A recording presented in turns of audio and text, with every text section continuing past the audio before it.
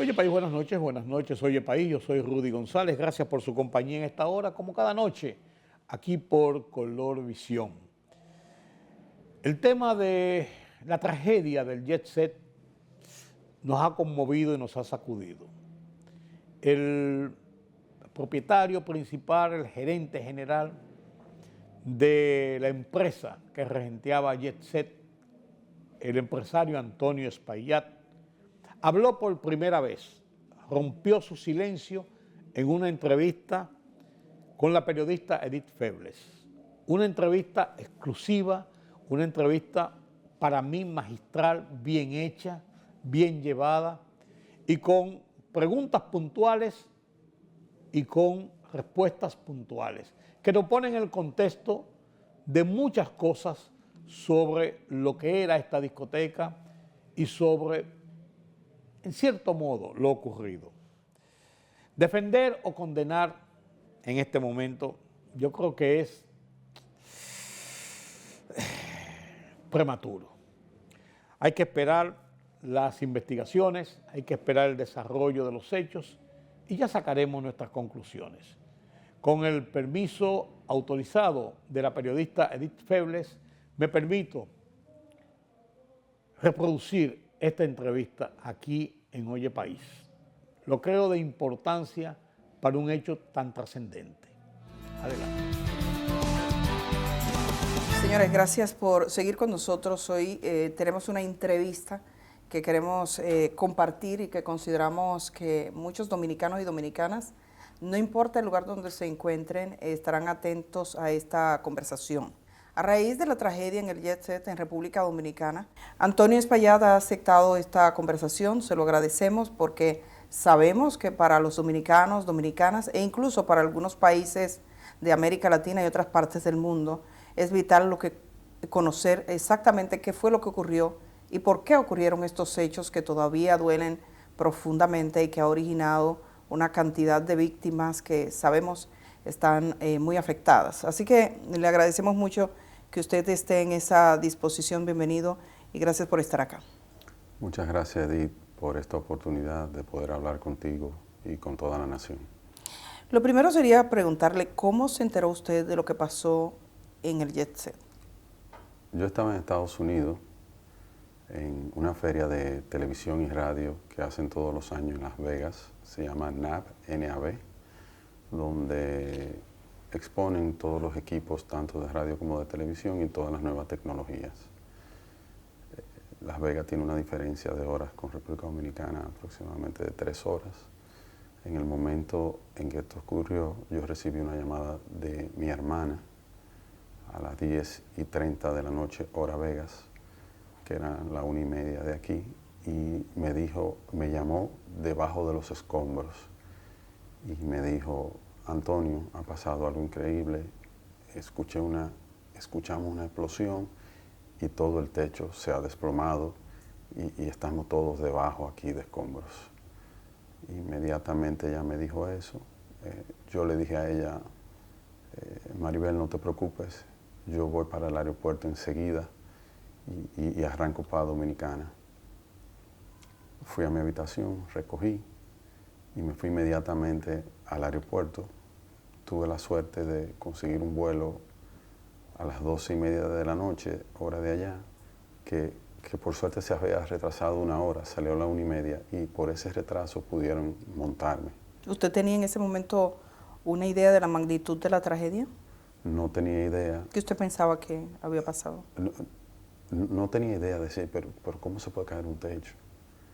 O sea, yo no tenía ningún tipo de idea de qué pasó y estaba muy preocupado. Pero digamos el alcance, ¿pensó que habían muertos? Desde el primer momento usted fue informado de que habían personas fallecidas. No, ella me dijo, porque ella misma no sabía, ella estaba debajo de escombros. Okay. Ella me dijo, estoy debajo de escombros. Entonces, yo no pensé nada, yo de verdad, fue una preocupación tan grande por lo que hubiera pasado y pensé también, tenía todos los amigos que tenía ahí adentro también, que siempre van. Y yo dije, wow, o sea, qué catástrofe. y cogí para el aeropuerto y lo único que tenía en mi mente es que tengo que llegar, tengo que ver qué hago, tengo que ayudar, tengo que estar ahí. Y tomé ese vuelo a la 1:30 de la mañana y llegué a Atlanta. Ahí se me retrasó el vuelo de Atlanta a Santo Domingo otra hora y vine llegando aquí al país tipo 3:30 de la tarde. Y hasta ahora, ¿cómo ha sido la conexión suya? Supongo que en ese momento cuando usted llegó, fue al hospital, fue a un centro, fue al lugar de los hechos. ¿Qué usted hizo? ¿Qué ha podido hacer? Cuando llegué, fui directo a mi oficina, que estaba mi familia ahí y estaban unos amigos para que me informaran qué había pasado.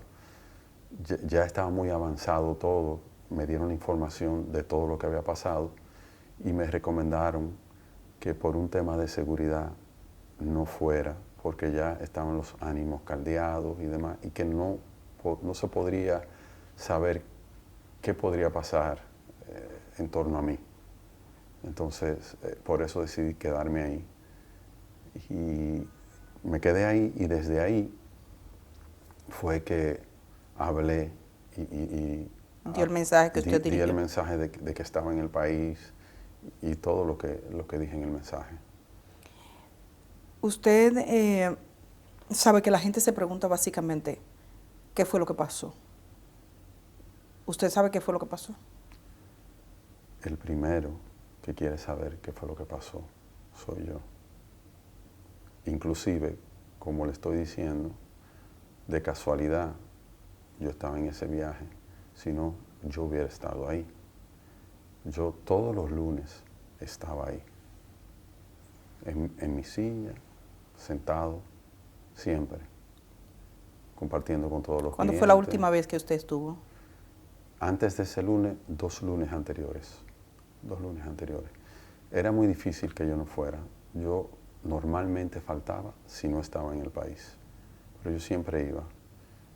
Y mi hermana, o sea, mi hermana y yo éramos los que siempre estábamos ahí. Si yo no estaba, ella siempre estaba. Y si ella no estaba, estaba yo. La pregunta clave para muchos es si esto pudo ser evitado, si esto fue un accidente evitable. Y en ese sentido nos gustaría saber su opinión. ¿Usted cree que fue algo que se pudo evitar? Si hubiera sido algo que se pudiera evitar, usted puede estar segura de que yo lo hubiera tratado de evitar. Porque, como le digo, mi hermana estaba ahí, mi madre estaba ahí todo el tiempo también, yo estaba, y aparte por un tema de responsabilidad, yo no hubiera permitido, jamás. Pero no hubo nada, o sea, no hubo ningún aviso, nada. Todos nos sorprendimos. Hay 2 aspectos que han sido profusamente difundidos en redes sociales y que sería bueno aclarar con usted y que yo sé que usted tiene conciencia de ello. Por un lado, y vamos a comenzar por este punto, hablan de escombros que se caían, de situaciones en las que la gente vio residuos, conversaciones incluso de algunos artistas que refieren que caían cosas del techo. ¿Qué es lo que pasaba con el techo propiamente dicho? En Jet Set, desde que lo fundamos en ese local, hace 30 años, nosotros teníamos el techo en plafón de yeso y siempre se nos caían los plafones de yeso. Es decir, tenían un plafón que cubría el techo. Exactamente. Por eso, el polvillo blanco del yeso. ¿Y por qué se caía el plafón? Diferentes razones. Una de las más normales era el tema de agua. Filtración de agua. No solo filtración, mayormente agua de los aires. De que los aires se condensaban, de que si los drenajes se tapan, cosas normales de aire acondicionado que no nos dábamos cuenta porque los plafones de yeso no se abomban. Los plafones de yeso absorben toda el agua, el yeso se pone pesado y cae. Esa caída de plafones que eran de yeso, ¿ocurrió en este último año? 30 años. En los 30 años siempre se caían, porque... Sí, siempre estábamos comprando, siempre comprábamos plafones, siempre. ¿Recientemente habían cambiado plafones? Sí, el mismo día de la actividad cambiaron plafones. ¿El mismo día de la actividad? ¿Cuántos plafones cambiaron? No tengo el dato preciso, pero se cambiaron, siempre se cambiaban. ¿Se consideraba la necesidad de cambiar el plafón como algo, digamos, consustancial al tema del aire? ¿No se pensó que podía ser algo más? ¿No se una filtración más seria? Nunca pensamos eso.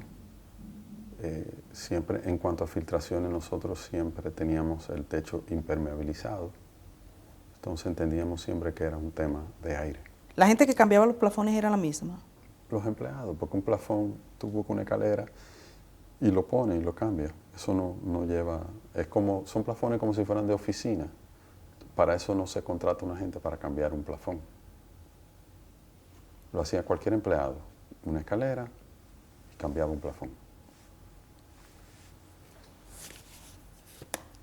Algo vamos a tener que cambiar en el país para que no nos pase de nuevo.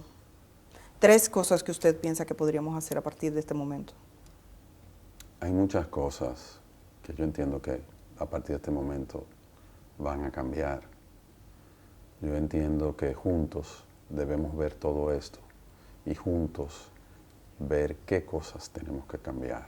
Dando reversa, y como este negocio ha sido objeto de mucho escrutinio público, alguien encuentra un comentario hace 7 años que decían o insinuaban, hay problemas con este techo, que veía alguna filtración.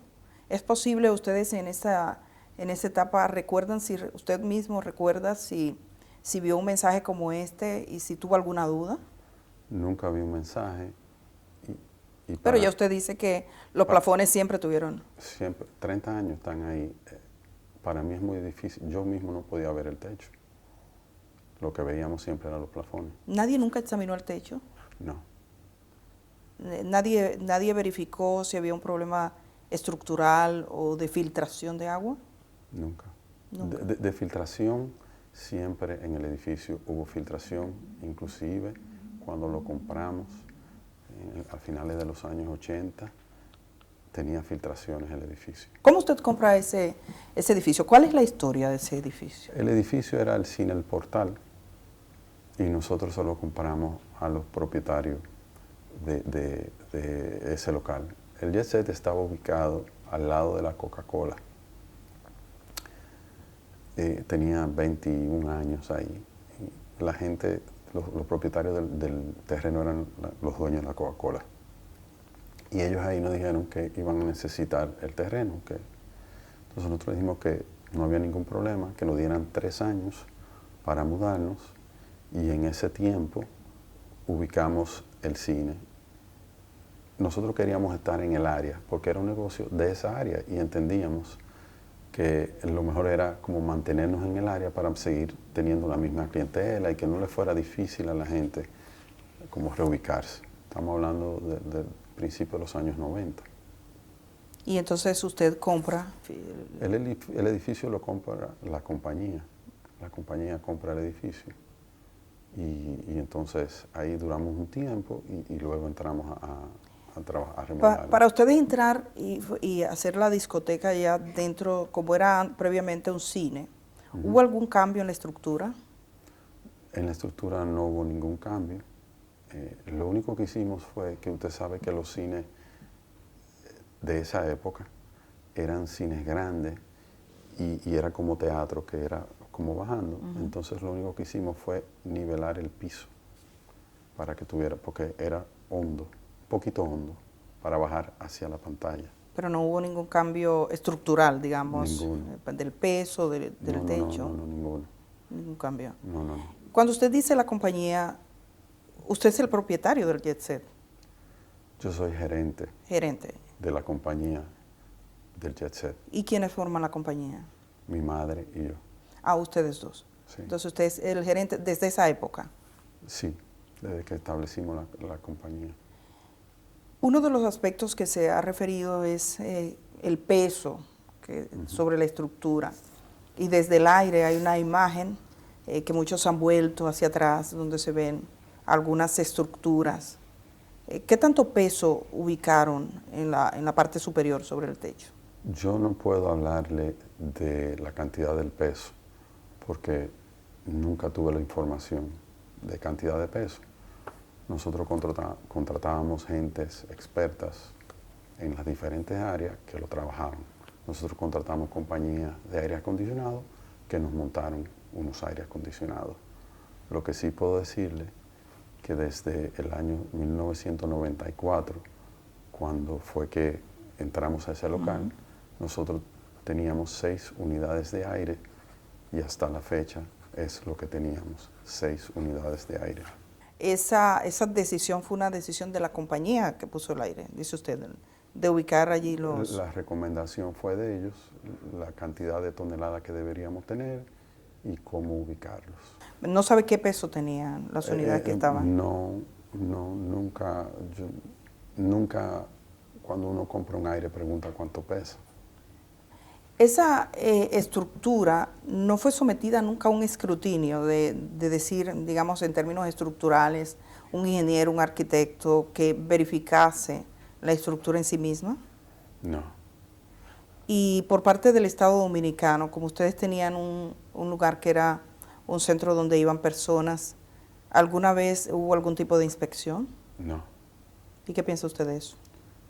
Bueno, pienso que si no la hubo es porque no había la costumbre de hacerlo tal vez con los demás negocios tampoco. Lo que siempre fueron temas de bomberos, temas de ayuntamiento, pero de que si basura, pero nunca nada temas estructurales ni de edificios. La libertad solo reside en los estados en los que el pueblo tiene el poder absoluto. Por el respeto a los valores democráticos y la dignidad del pueblo dominicano, El Rumbo de la Tarde, plural, objetivo, comprometido siempre con la verdad. Con Georgie Rodríguez, Rudy González y Ramón Colombo. Los poderosos ya están en el aire.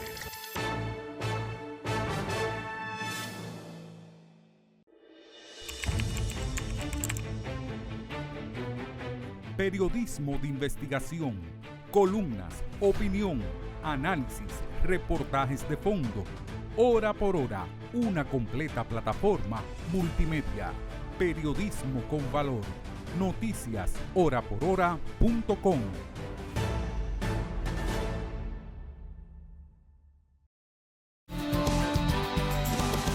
¿Cómo se siente usted por esto que ha ocurrido? Ha caído un techo y la gente quiere respuestas.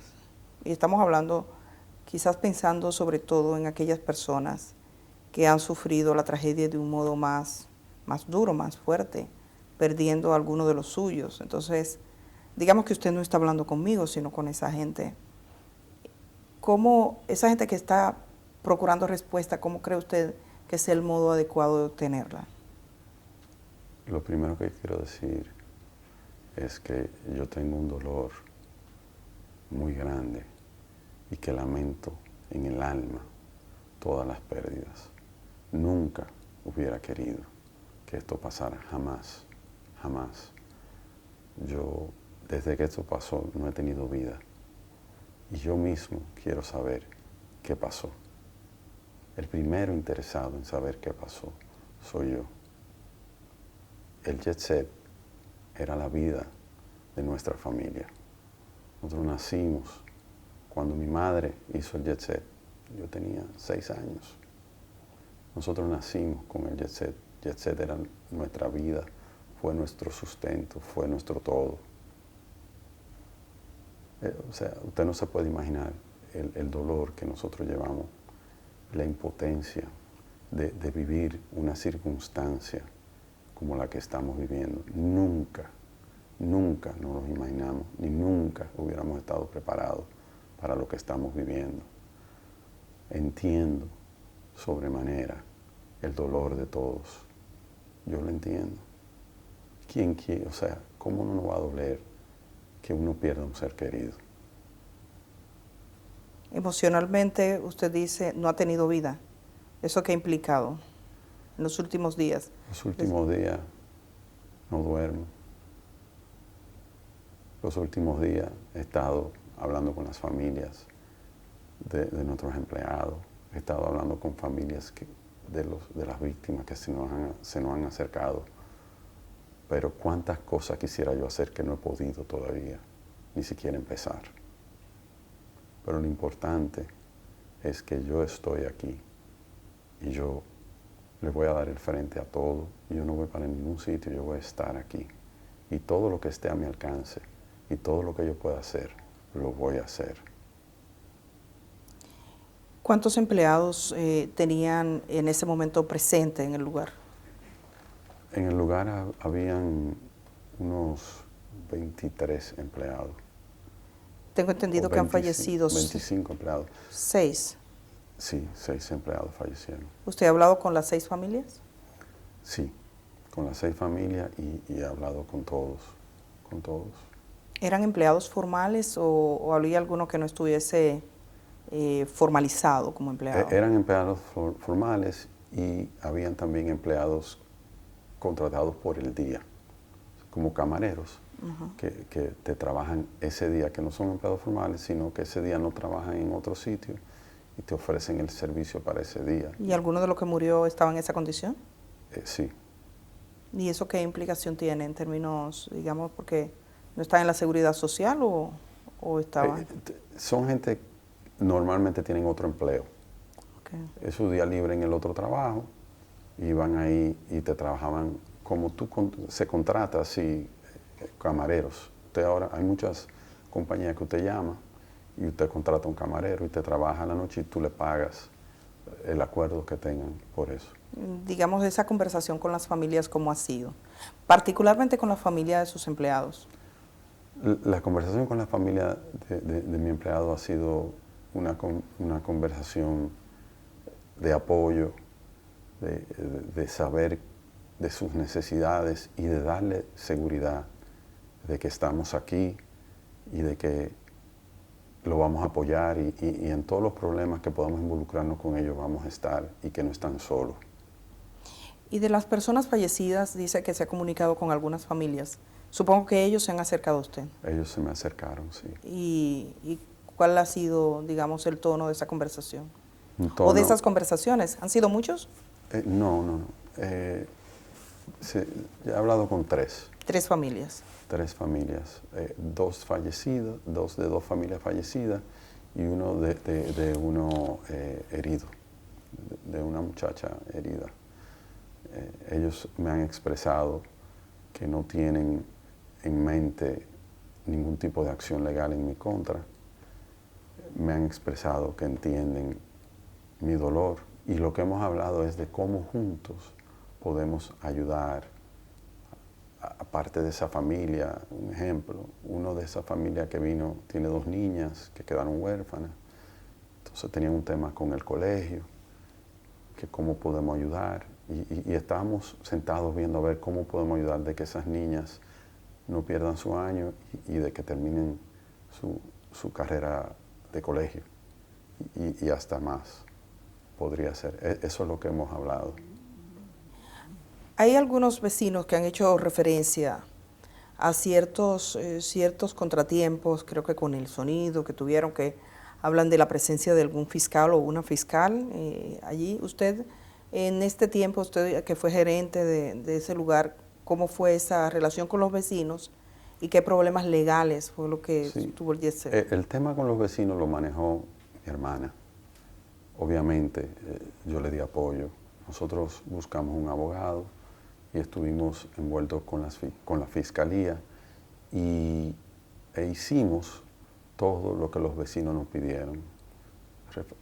Revestimos el cuarto de plantas de nuevo para que no saliera el sonido, cambiamos la planta eléctrica.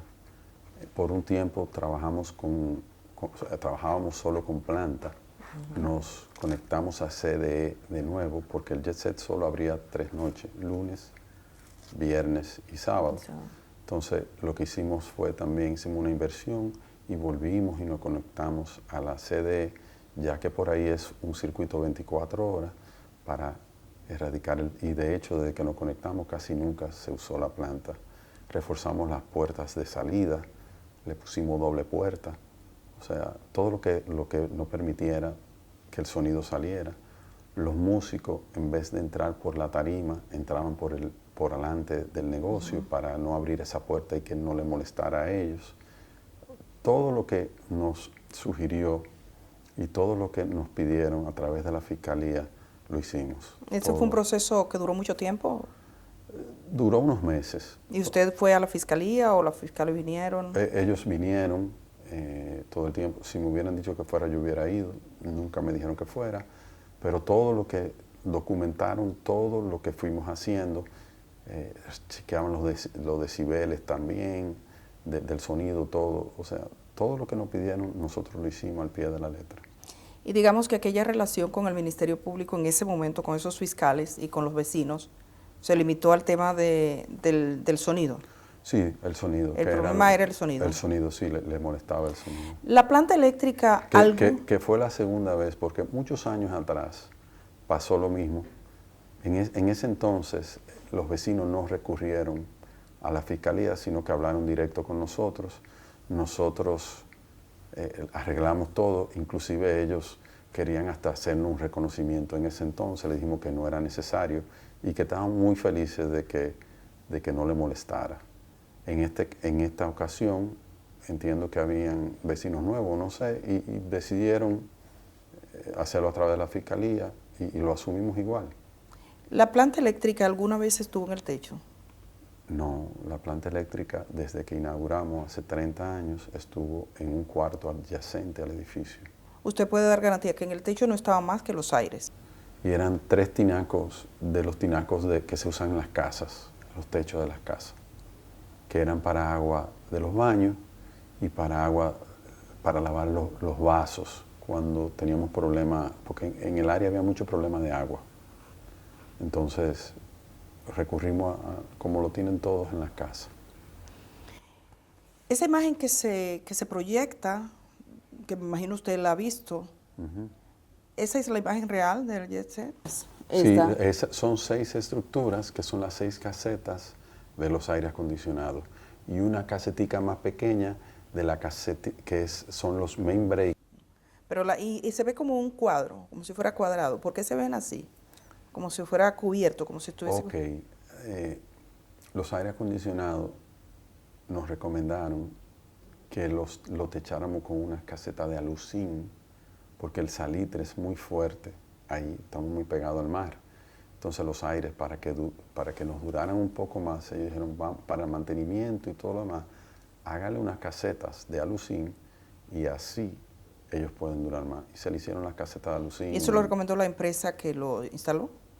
En el momento, estamos hablando de hace como 10 años.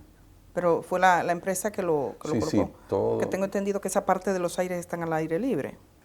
No, porque hay diferentes tipos de aire acondicionado. Uno le llaman split, otro le llaman de paquete. Lo que son split son 2 tipos de aire. Son unos aires que tienen el condensador, que me parece que es el que está techado, y el equipo afuera. Que ese no importa que se oxide, es el condensador que hay que cuidar. Muchos ojos se viran hacia el techo, hacia lo que ocurría. La manera en que el agua se filtraba, ¿era del techo mismo o se suponía que había algún tipo de conexión desde abajo? Es decir, nunca usted dice que no se suponía que estuviese filtrando el agua, pero estaban arriba los condensadores. ¿Cómo se suponía que esa agua llegaba a los plafones? Cuando ellos lo estudiaron, cuando lo analizaron. Los aire acondicionados, su tubería condensa y tienen también los desagües. Esos desagües, porque el jet set tiene alfombra, esas alfombras levantan mucho polvo y los aires se tapan. Cuando se tapan, te tapan el desagüe, cosas así, según me explicaban los expertos del por qué. O sea, entiendo. La estructura, usted dice impermeabilizaba el techo.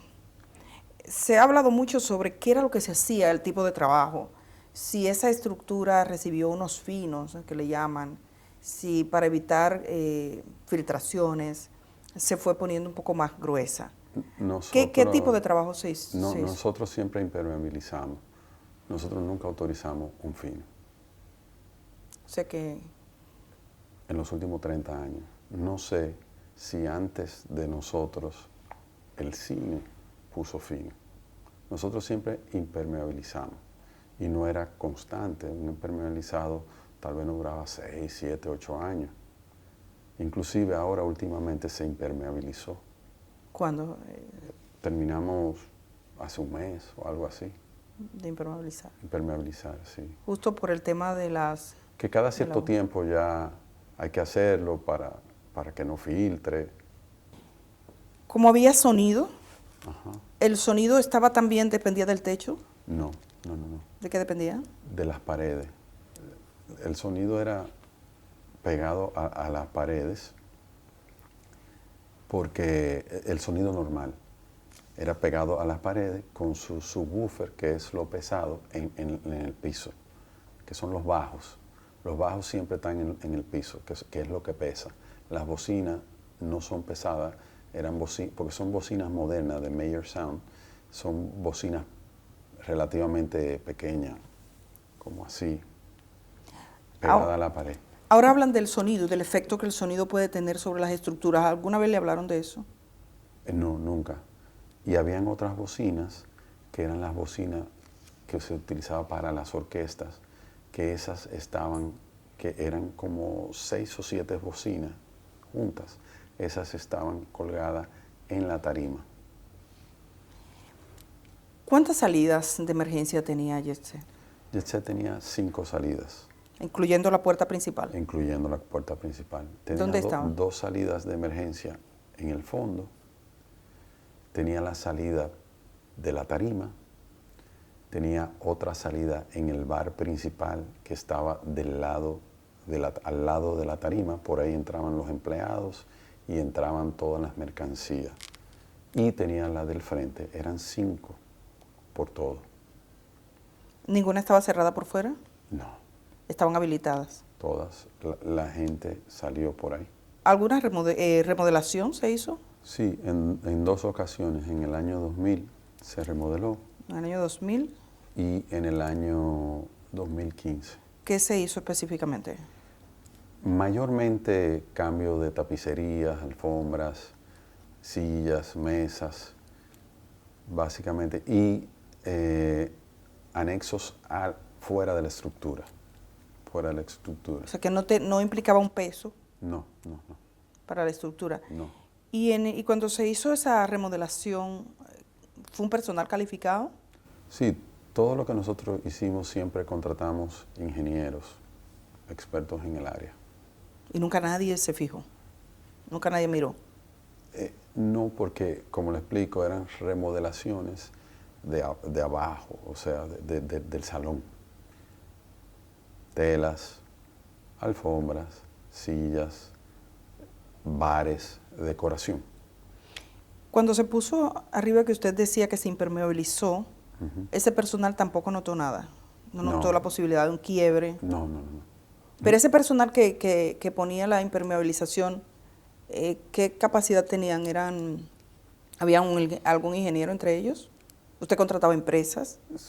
¿Eran empresas? Por tiempo se contrató empresa, por tiempo se hizo con gente de mantenimiento de nuestra misma gente, porque los impermeabilizantes los venden, o sea, ahora te venden como por cuadro y tú simplemente lo pegas al techo.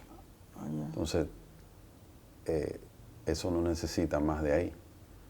Se han contratado compañías también con otro sistema que era que le tiraban como un caliente arriba para que se pegaran todo. Todo eso ha ido evolucionando con el tiempo.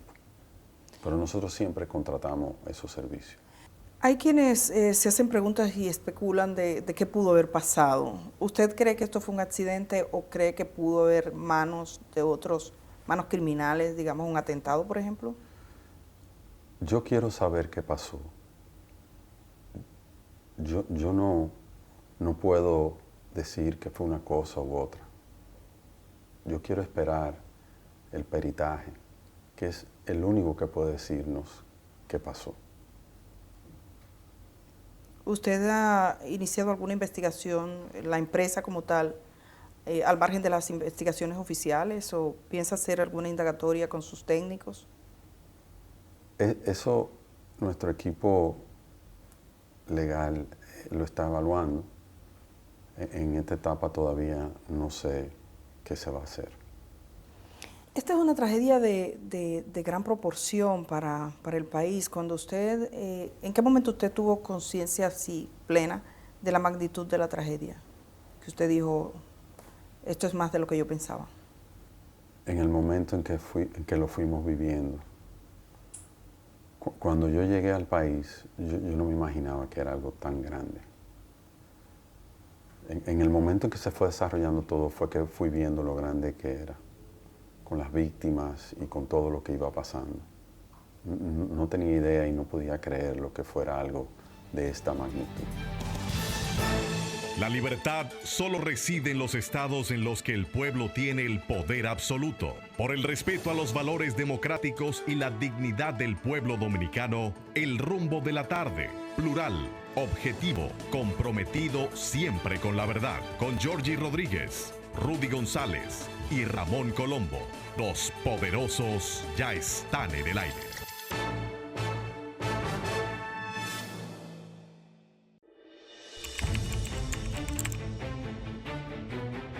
Periodismo de investigación, columnas, opinión, análisis, reportajes de fondo, hora por hora, una completa plataforma multimedia.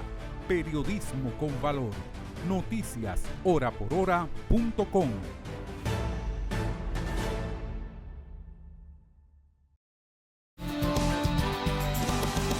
¿Cómo era la dinámica del Jet Set semanalmente? Esa fiesta de los lunes con los artistas, ¿cómo era esa dinámica de forma normal? ¿Cómo se vendían? ¿Cómo eran los tipos de contrato? ¿Cómo operaban? Nosotros teníamos ya demasiados años en el negocio. Nunca había contrato con los artistas, sino que simplemente una persona encargada de esa área los llamaba. Decía, ¿usted está disponible para cantar el lunes tal? Sí, pues perfecto. Esa era la dinámica. Que ustedes tenían. Sí, de toda ¿Y la se vida. vendían qué capacidad tenía de personas y cuántas había esa noche? El Jet Set tenía una capacidad de sentados 550 sillas. Ahí no cabía más. 550 sillas sentados. Sí. ¿Y esa noche cuántos lugares estaban ocupados?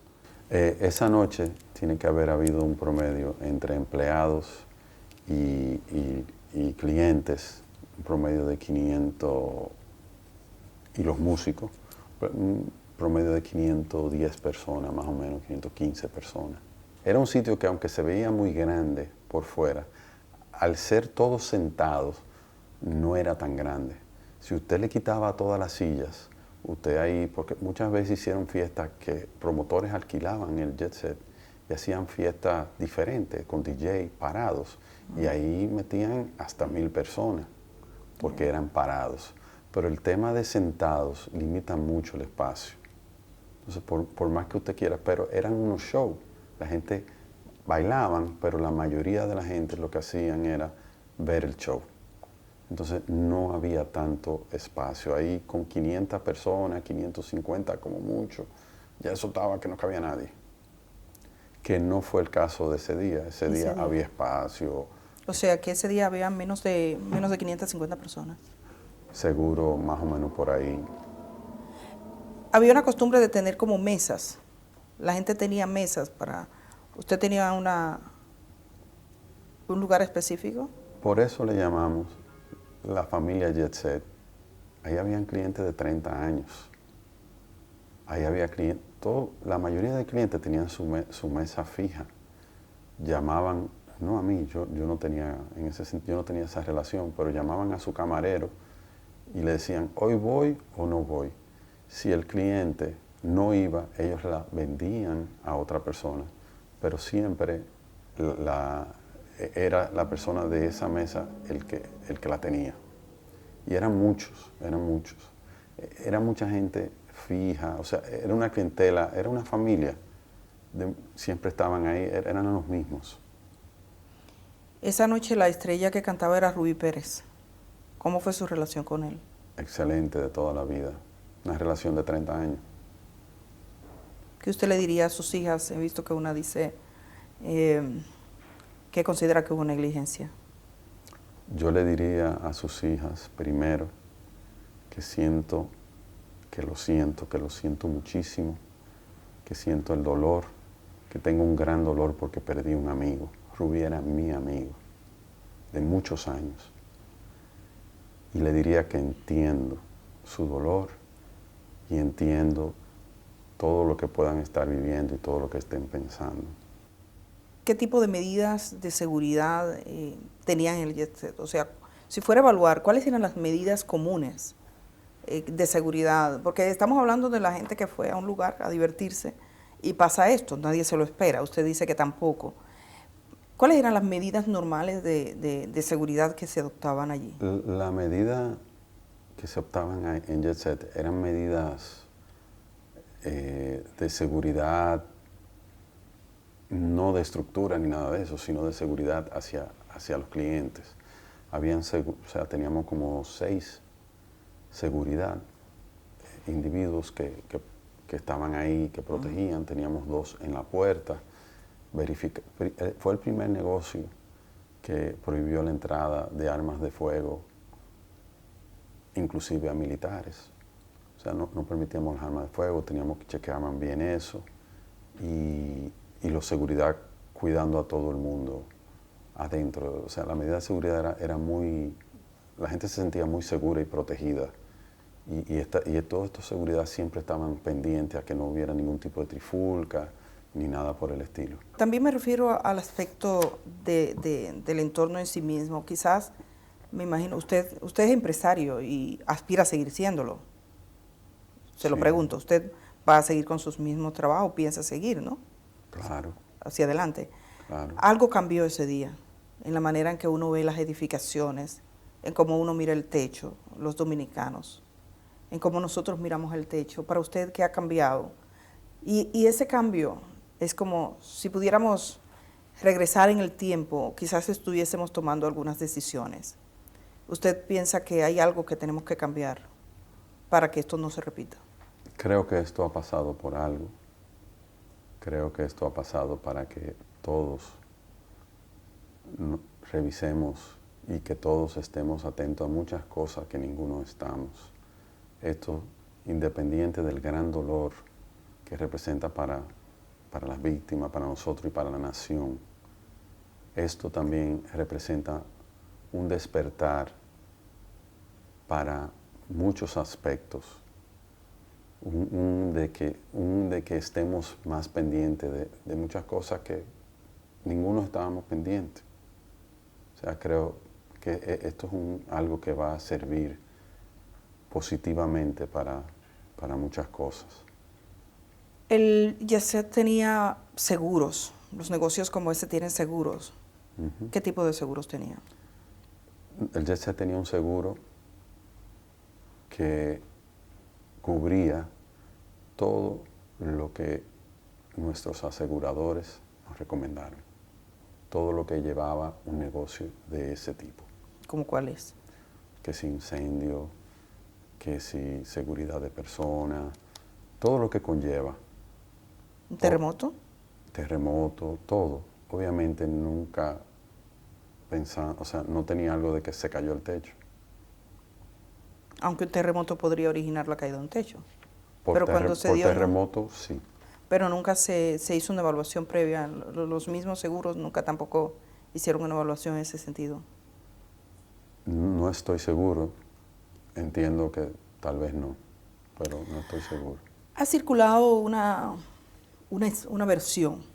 Yo no tengo constancia de esa, pero tengo que tener la responsabilidad de preguntarle, porque es la versión de que un ingeniero le sugirió a usted unas reparaciones por 4 millones de pesos y que le dijo firme aquí. O sea, ¿a usted le consta eso? Porque eso ha sido en redes sociales algo muy, muy distribuido. Y entonces tengo la obligación de preguntarle, ¿eso que se cuenta en esa historia pasó? ¿Alguien le dijo alguna vez? ¿Algún ingeniero le hizo un presupuesto? Lo he escuchado. ¿Lo ha escuchado? Sí, lo he escuchado. Me enteré cuando lo escuché. Ningún ingeniero nunca se me ha acercado a mí con eso ni de 4 millones de pesos, ni que arregle esto, ni nada. No tuvo ningún debate con ingenieros sobre la estructura. No, no. ¿Y qué usted piensa? ¿Por qué ese tipo de versión? ¿Qué le puedo decir? Hay muchísimas otras versiones. Ahí hubo un señor que salió, que rescató muchísima gente y no es verdad.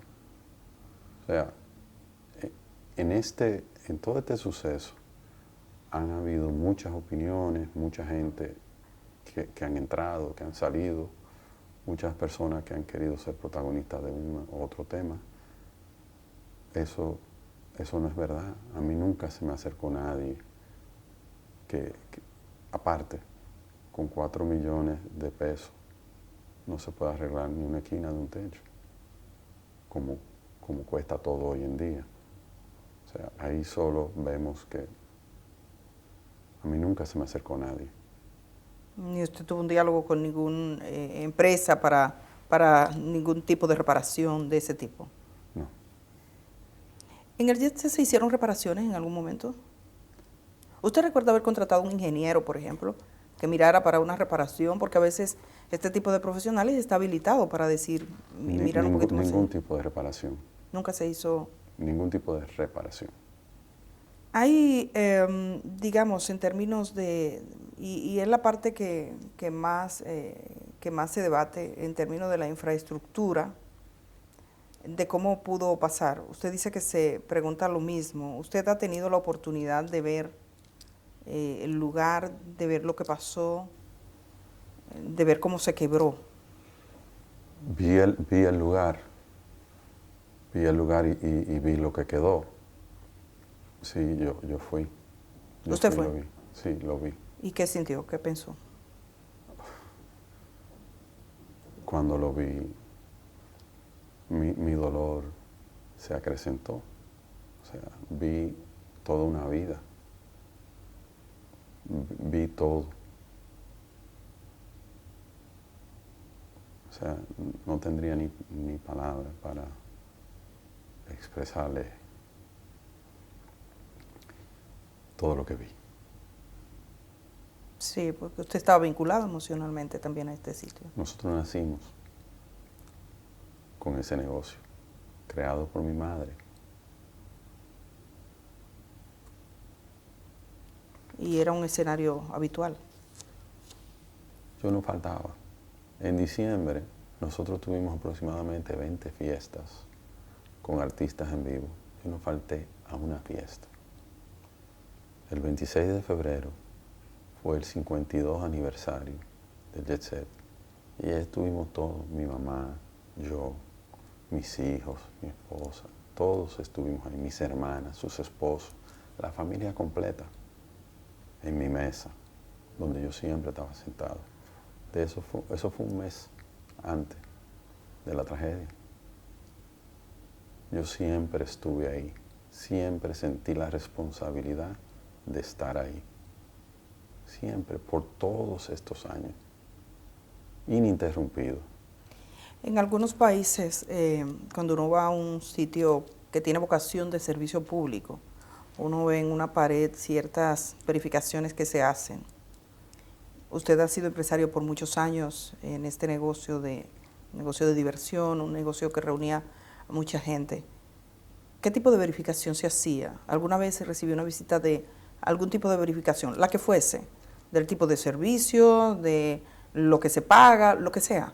¿Alguna vez alguna autoridad llegó hasta allí? Bomberos. ¿Bomberos? ¿Fueron? Siempre.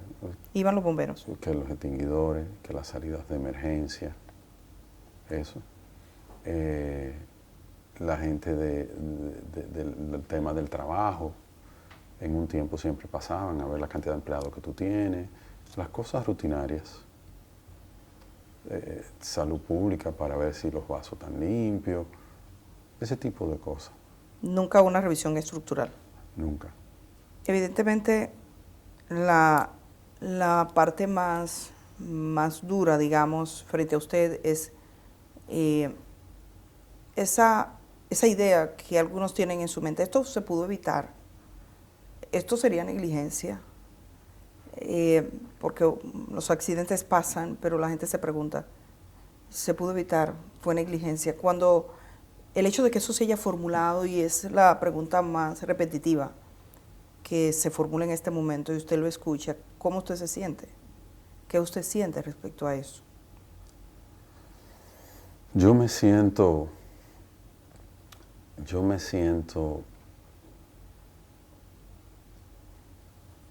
impotente, yo me siento, o sea, si hubiera habido algo que me hubiera llamado o que me hubieran dicho, mira, hay que chequear esto, aquello o lo otro, yo lo hubiera hecho.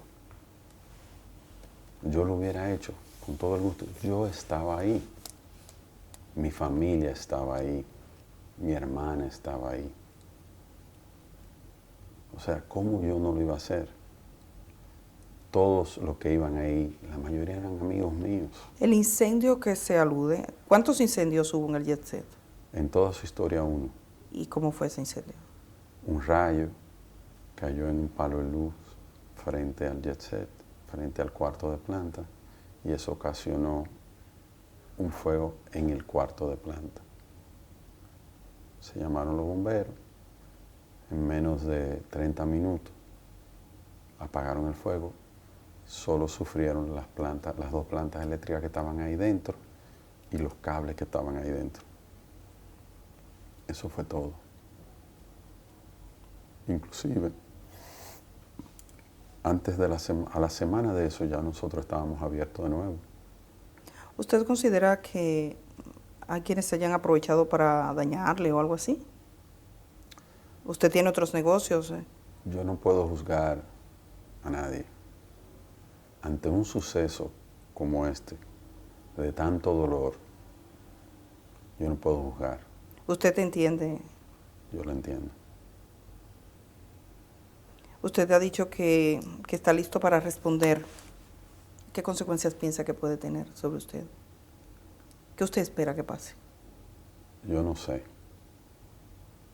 Yo vine, yo estoy aquí. Es la primera vez en mi vida que estoy viviendo algo como esto. Yo estoy aquí. ¿Usted tiene socios? Han hablado de muchos socios. Mi madre. Su madre. Ella y usted son los Propietarios de la compañía de Jet Set. Es la fundadora y todo. Mi mamá. Lo más difícil de esto. Lo más difícil de esto es ver el dolor de todos los que están viviendo esta tragedia y el dolor de mi familia y el dolor de los amigos, el dolor de los empleados. ¿Su vida ya no será la misma? No. ¿No cree? Después de esto nunca será la misma. Nunca. ¿Pero usted tiene otros negocios? ¿Piensa seguir adelante? Tengo que seguir adelante. Y tengo que seguir adelante porque tengo que ayudar a todas las personas que yo pueda ayudar. ¿Qué hay de cierto en que sus cuentas han sido de alguna manera inmovilizadas porque se estaba pasando dinero de una compañía a otra? ¿Eso ocurrió? Salió un comunicado de sus abogados. Un comunicado de nuestra parte diciendo que no. No. ¿Es algo con lo que se puede estar tranquilo? Todos pueden estar tranquilos. Yo voy a estar aquí. Yo quiero trabajar. Yo quiero hacerle frente a todo lo que la ley me diga que tengo que hacerle frente y a todo lo que, aparte de eso, a todo lo que yo quiero hacerle frente. ¿Algo más que usted quisiera decirle a las familias de las víctimas, sobre todo? La familia de las víctimas, quiero decirle, lo siento. Lo siento mucho. Nunca hubiera querido que pasara. Y estoy totalmente destrozado con todo esto que ha pasado. Pero yo voy a estar aquí. Y yo voy a trabajar para ayudar y hacer todo lo que tenga que hacer y darle el frente a todo lo que yo pueda, darle el frente. Eso es lo que yo puedo decirle. Ese centro es casi un lugar de peregrinaje. ¿Usted aspira a recuperar el terreno o ya no piensa volver allí nomás? Yo entiendo que el tiempo irá poniendo las cosas en su lugar y ahí iremos viendo. Muchísimas gracias. Gracias, Eli. Gracias por su atención, gracias por haberme acompañado. Espero que esta entrevista le haya resultado de interés y de provecho en torno a este caso, a esta tragedia que nos ha sacudido. Yo soy Rudy González. Pasen un feliz resto de la noche.